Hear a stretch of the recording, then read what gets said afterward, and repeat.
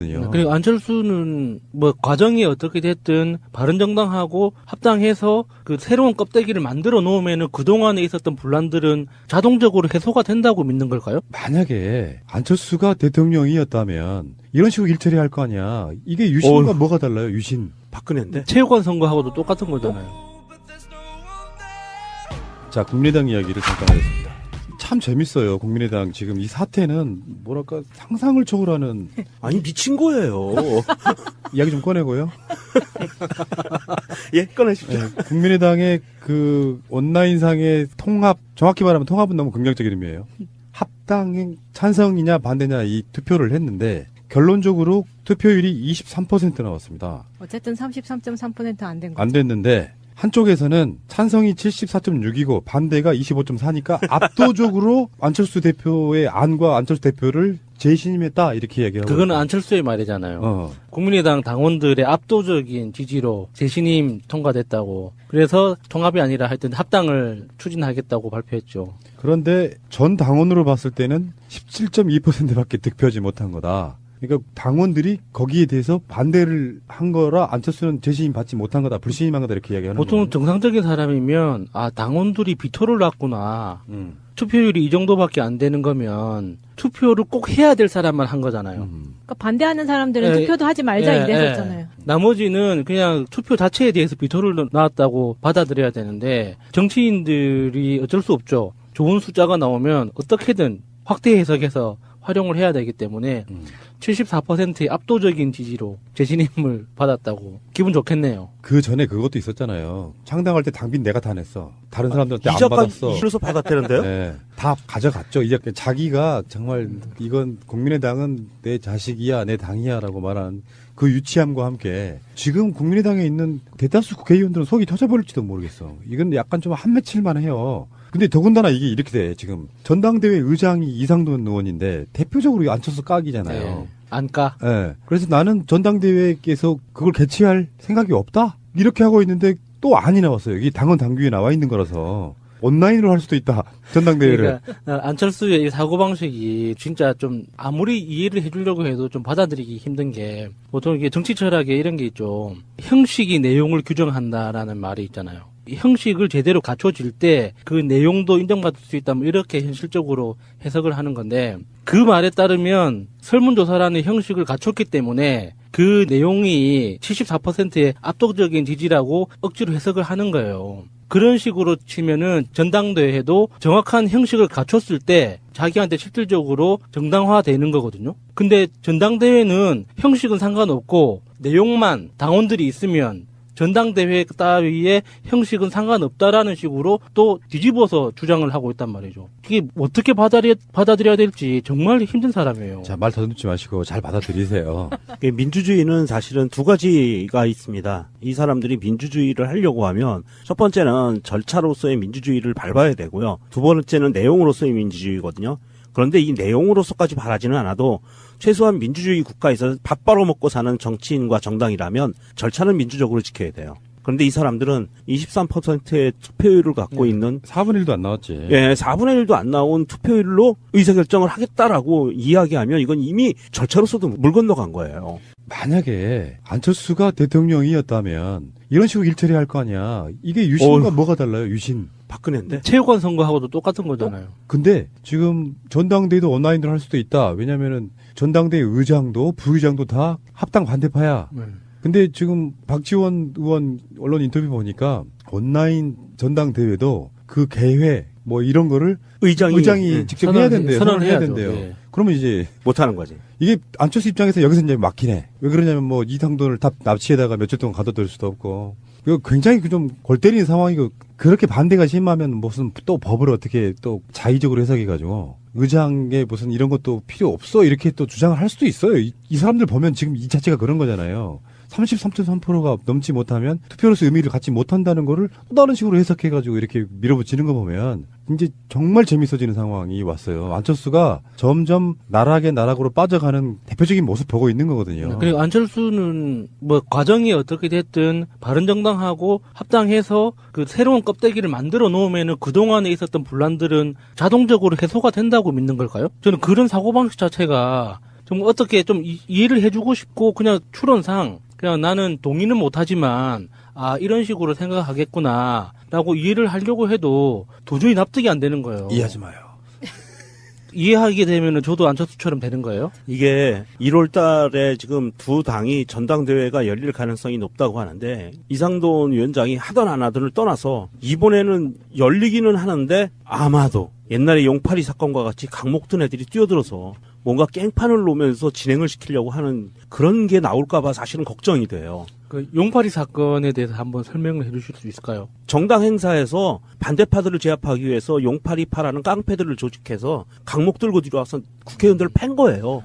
전당대회장 들어와서 당원들하고 막 강목으로 패가지고 사람들 막 실려나가고 그랬었어요. 이승만 시절에 뭐 깡패들 들어와서 막 똥물 뭐 들이붓고 했던 뭐 그런 정도의 그렇죠. 이게 테러를 벌인 거죠. 정당 내에서 그 일부 정당 계파가 본인들의 목소리를 관철시키기 위해서 의결하기 위해서 깡패들을 조직을 동원해서 그렇게 막 난장판을 피운 게 용팔이 사건인데 아마도 이번에도 이게 안철수를 지지하는 사람들이 강목들을 들고 뛰쳐들어오지 않을까 싶어요. 그럼 그런 사건이 벌어질까봐 사실은 조금 걱정이 좀 됩니다. 이게 그런 친구들 많잖아요, 또. 그러니까 그쪽 친구들 많아요. 저기 어디죠? 전주였나? 네. 거기 병풍선 친구들도 있고 해서 걱정이 되는 건 좀 사실이고요. 아니 이번에 그 투표한 거 보면 사실은 투표율이 23%이고요. 거기에서 찬성이 17%예요. 그러면 나쁜 투표라고 해서 거부했던 사람들하고 이 반대 6%를 더하면은요. 83%가 반대하는 거예요. 엄밀히 따지면. 그 17%만 찬성하는 거거든요. 예. 그러니까 안철수는 지금 나락으로 빠져들고 있다는 게 죽소석 해주고 있어요. 예를 들어서 합당을 하게 되면 지지율이 일시적으로 여론조사에 올라가는 것도 맞고 아까 우리가 이야기를 했지만 그런데 막상 뭐 서울시장 후보군에 뭐 유승민도 있고 안철수도 있는데 모든 여론조사를 하면 안철수가 더 낮아. 희망 여론 더블 스코어도 있어. 여러 가지 여론조사에서. 네. 그러면 악역은 안철수가 다 했는데 실제로 그 수혜는 유승민이 보고 있다. 그런 상황이거든요. 그러면서 안철수 자체가 이렇게 이미지가 왜 그런 거 있잖아. 인고의 세월을 기다리며 문재인 대통령처럼 김정은의 답을 듣기 위해 수개월 1년 가까이 기다린다. 요 느낌하고 막 법을 자의적으로 해석해서 뭐 누가 그랬잖아요. 이승만 때 사사호익 변이랑 뭐가 달라.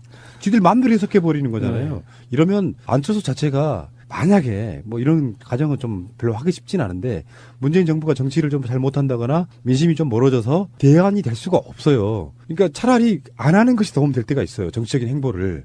왜 이런 거 있잖아. 별것도 없는 사람들이 정권 중요한 시기에 무슨 대선 출마설 설이 막 왔다 갔다 할 때 나중에 까봤더니 정말 컨텐츠도 없고 과거가 이상한 사람들이 있지만 조용히 있는 사람들이 있잖아요. 자기 이미지에 가치만 높이 올리고 네, 있는데 네. 안철수는 지금 자기가 악역을 다 맡았어. 근데 결론적으로 나쁜 이미지만 뒤집어 쓰고 있는 상태. 그러니까 만약에 이런 만약 자체가 필요가 없는데 지금 현재 여당 쪽에 대선 주자도 없고 그래서 어떤 대안을 갖고 누군가가 움직이려고 할 때 옮겨갈 수 있는 대상이 안 돼 버리는 거예요. 누가 봐도 그런 거거든요. 그러니까 안철수 자체는 정치적으로 지금 소멸해가는 과정인데 본인만 몰라요. 김미경 여사하고 두 사람만. 또 한 사람 더 있죠. 이현주. 이현주. 통합 압도적인 찬성. 국민의 기대가 크다. 이현주 이 양반은 왜 침몰하는 배로 낼름 올라탔을까요? 근데 그런 운을 가진 사람들이 있어 보면. 망해가는 쪽에 꼭 올라타가지고 그 망해가는 배와 함께 같이 이렇게 마이너스의 손. 침몰해가는 사람들을 내가 여러 명 봤습니다. 나 같은 사람이 또 이현주 있구나. 의원 요번에 부산시장 출마한다는 설이 있던데 꼭 출마하셨으면 좋겠어요. 돈만 까먹으라고. 아니요. 그러니까 뭔가 좀 저도 좀 뿌듯한 마음을 좀 느끼고 싶어서. 부산시장보다는 저기 경기도지사가 더 현실적이지 않을까요? 경기도지사도 좋고 이렇게 다음 대통령 선거에도 출마를 꼭 하셨으면 좋겠어요. 그러니까요. 예. 나는 유엔 사무총 정도 나왔으면 좋겠어. 이현주는 그런 가치가 있어. 충분해. 예, 할 수 있어요. 예. 관정으로서 정말 정치권에 몇 안 되는 관정들 있잖아요. 하나씩 하면 잠깐만 이름 좀 하고 생각하고요.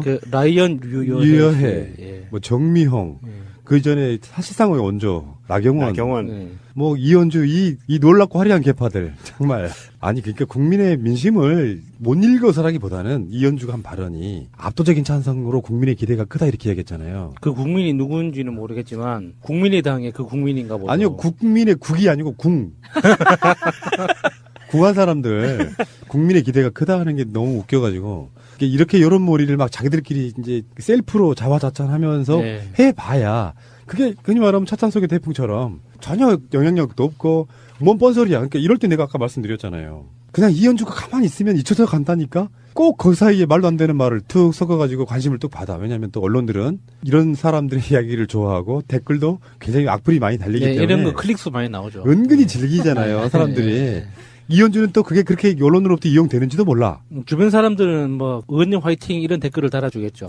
한 3명 정도. 예. 그게 국민의 뜻입니다. 국민의 뜻. 알겠고요. 어쨌건 간에 박지원, 정동영, 천정배, 박정천?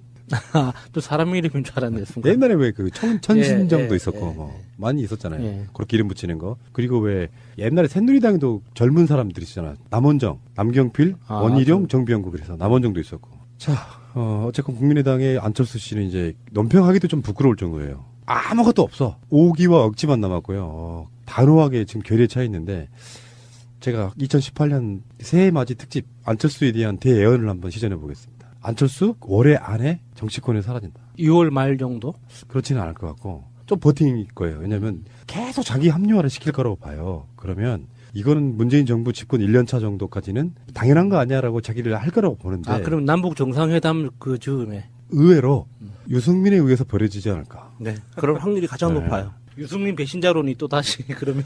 유승민은 지금 뒤에서 웃고 있다니까 안철수 보면서. 그러니까 안철수가 유승민 밑으로 기어들어가던 유승민과 1대1로 합친 후에 지방선거 끝나고 나면 팽당하고 이 친구가 스스로 유승민을 팽했다고 생각을 할 거예요. 그리고 나서 이번에 이제 홍준표하고 붙으려고 그러는데 홍준표가 그냥 당할 사람은 아니죠. 그러니까 이렇게 한번 보자고. 이쪽 민주 세력 쪽에서는 안철수 지지율이 없잖아요. 지금 현재 없어. 그 국회의원님들이 많다는 호남권에서도 안철수 지지율이 그러니까 국민당 지지율 이런 게 5% 정도밖에 안 나와. 네. 그러면 안철수는 보수로 가고 싶어 하지만 실제로 보수에 있는 사람들이 홍준표보다는 유승민을 더 당이 달라서 그렇지 더 자기들의 대안이라고 생각해요. 네.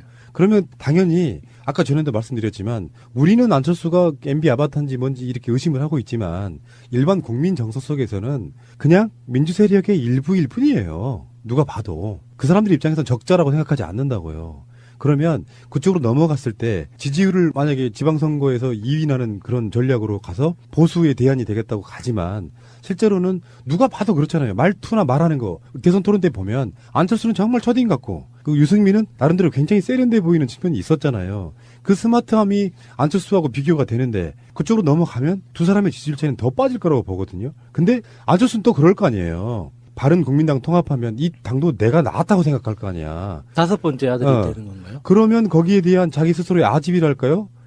내 당이라는 인식 속에 독단적으로 또 운영해. 지금처럼 물론 이제 뭐 중간에 자기 말로는 통합이 되든 안 되든 당대표를 내려놓겠다고 하지만 그렇게 만들어가면 결국엔 유승민이 당대표를 하는 방법도 있을 거 아니에요. 예. 그 방식 속에 의원 숫자는 더 줄어들어 있고 39석이 아니고 뭐 일부는 국민의당 쪽 호남 의원들이 빠져나간다고 보면 당은 더 쪼그라들어 있고 자기는 당대표도 아니고 그 상태에서 유승민이 스포트라이트를 받고 그래서 지방선거 끝나고 나면 가치가 없는 상태로 어쩌면 자기 분에 못 이겨서 정계 은퇴하겠습니다 할지도 몰라요. 저는 그런 가정이 있다고 보고 선거마다 참 놀라운 멘탈로 지금 우리를 놀라게 하시는 안철수 씨인데 사실 좀 안타깝다는 생각도 듭니다. 그냥 V3나 계속 개발하시지. 콘서트라도 그냥 계속 했으면. 국민의당이 요즘에 보면은 정말 코미디도 이런 코미디가 없는데 어떻게 보고 계십니까? 즐겁게 보고 계시죠? 뭐 저는 그런 일이 있으면은 예전 일이 먼저 떠올라가지고 안 좋았던 기억. 예. 걔네들은 원래 그래. 이런 거 같이 살아봤잖아. 그 안철수 의원이 같은 당원이었던 그 시절 말씀하시는 거예요? 등평원? 뭐 새정치민주연합의 그 암흑기였던 시절 말씀하시는 거죠? 새정치연합을 만드신 분이니까 네. 그 같은 당원으로 저하고 수평적 비교를 하시는 거는 그때 당 대표셨고 김한길 대표하고 이제 합치면서 새정치민주연합이 만들어졌죠. 제가 어디 가서 그 얘기해요. 우리 민주당의 역사 속에 반면교사해야 될 가장 상징적인 것은 당대표 지낸 분들이 6분이 탈당해서 밖에 계시다는 거예요. 그러네요. 그게 가능했던 정당이라는데 이제 불가능하지 않습니까? 인재풀이 대단한 거예요. 그런 거 보면. 당이 그렇게 해서 또 하나 있어요. 재밌는 건데 우리 당은 그야말로 임자 없고 주인 없고 싸워야 공천받고 또 엎어치기도 가능하다는 오래된 관성들이 작동했던 당이기 때문에 당대표 지낸 분들이 2번 지낸 분들도 있고, 뭐, 그거 나쁘다고 하기는 어렵지만, 근데 역대 당대표 지낸 분 중에 김한길 대표 빼고는 다 대선 예비 후보였어요. 그러니까 이건 뭐 분담도 안 되고, 당대표가 어디로 가기 위한 지렛대 정도로만 사용됐으니까, 당이 사당화되고 개인적 정치 진로를 모색하는데 공적인 도구들이 사용된 이제 증거고요. 반면에 새누리당은 이제 이익 공동체니까 나름의 역할 분담이 돼요. 보니까 대선 예비 후보했던 사람이 박근혜 전 대통령, 박근혜 씨 빼고는 없는 것 같아요. 홍준표 그 정도. 나머지 뭐 최병렬, 강재석, 박희태, 안상수 등등은 안 한 거죠. 그래서 나름의 그게 되고. 그러니까 우리 당이 노무현 대통령 배출 이후로 정말 임자 없고 주인 없고 규칙 없고 개파가 무조건 민심과 당심하고는 상관없이 엎어쳐서 당권 잡고 대통령 될 수 있다는 착각 속에 흘러왔던 당이죠. 제가 위원장님 이제 인터뷰를 또 하려고 전반적인 걸 쭉 큰 그림 그리다 보니까 실제로 국민의 당처럼 안 되려고 만드는 게 정당 발전위원회에서 나온 혁신안이에요. 사실 알고 보면 그 맥락이더라고요. 그러니까 반면교사라기보다는 사실 문재인 대표 시절을 겪지 않았으면 지금도 우리가 그렇게 할 수 있는 거죠. 그 대신 과거하고 달라진 게 지금 우리가 그걸 안 하잖아요. 그건 뭐 당원들 160만 당원들 덕분이죠. 일단 구조적으로 160만 네. 감동적입니다. 165만이 예. 넘었대요. 이게 당원들 덕분이라서 구조적으로 이제 불가능해요. 그런데 지금 국민의당 모습, 싸우는 모습을 보면, 이제 저런 게 다시 과거로 우리가 돌아가지 않기 위해서는 어떤 제도와 어떤 장치를 해야겠다는 이제 구상이 딱 그렇죠. 확인이 되는 거죠. 기가 막힌 타이밍인 거예요. 저쪽에 나쁜 샘플이 쭉 지나가고 있잖아, 지금. 저렇게 하면 안 돼? 하고 이제 반면교사하는. 예를 들어서요. 지금 뭐 저 합당 문제를 전당원 투표로 하는 게 위법하다 아니다 논쟁 있잖아요.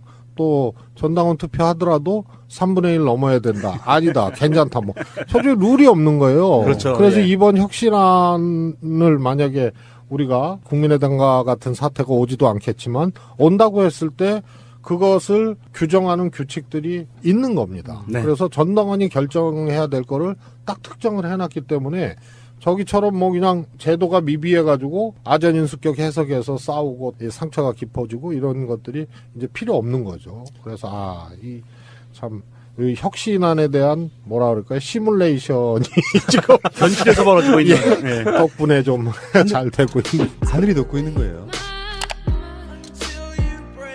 그 말에 따르면 설문조사라는 형식을 갖췄기 때문에 그 내용이 74%의 압도적인 지지라고 억지로 해석을 하는 거예요. 그런 식으로 치면은 전당대회도 정확한 형식을 갖췄을 때 자기한테 실질적으로 정당화되는 거거든요. 근데 전당대회는 형식은 상관없고 내용만 당원들이 있으면 전당대회 따위의 형식은 상관없다라는 식으로 또 뒤집어서 주장을 하고 있단 말이죠. 이게 어떻게 받아들여야 될지 정말 힘든 사람이에요. 자, 말 더듬지 마시고 잘 받아들이세요.